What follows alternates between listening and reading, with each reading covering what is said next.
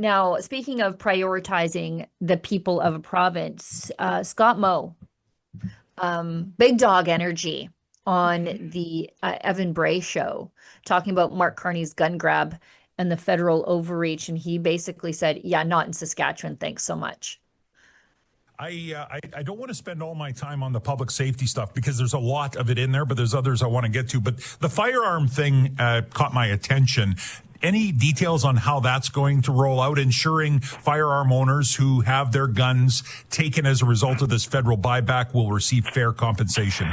So first, you won't have them taken in Saskatchewan because you would need a provincial license to go out and gather up guns, and that is currently an unfunded department, that licensing department in the province. So no one will be out taking firearms in Saskatchewan that have been deemed illegal by the federal government. However, the federal government has now chosen to depart from what they did with handguns and criminalize the ownership of certain long guns. And so there may be some folks that want to voluntarily to bring their guns in and turn them over to the federal government. And what we're saying is there will have to be an evaluation done on those guns. They'll be run through our ballistics laboratory, and they'll have to be paid for by the federal government before anybody can even voluntarily turn their firearms over. But nobody's licensed in the province, nor will they be in the foreseeable future to come and gather up in any mass way people's firearms. Okay, I want to shift gears. Let's go to... You know what?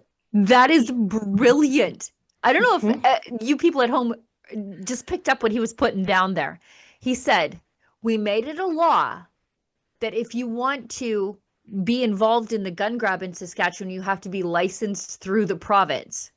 But currently, that is an unfunded government agency. And so what that means is we won't be licensing anybody to do it. Right. So you have to be licensed, but we're not going to license anybody because we're not funding that department. Yeah, it's perfect. Scott Moe has done a really good job at building walls between the people of Saskatchewan and the overreach of Ontario in this capacity for private ownership of whether it be property or guns or whatever. Scott Moe is really, really on the ball. I wish that he would build more walls between Saskatchewan and Ottawa, especially as it pertains to our education sector and our natural resources sector. But in this case, he got it all right. I mean, Saskatchewan has made massive investments over the last several years in taking back policing, public safety. Yeah.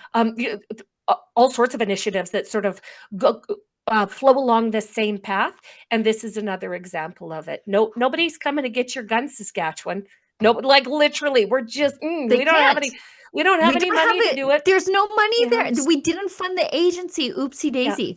Yeah. I like how brilliant way of doing an end run around federal overreach by using provincial jurisdiction and the power of the purse. It's so smart.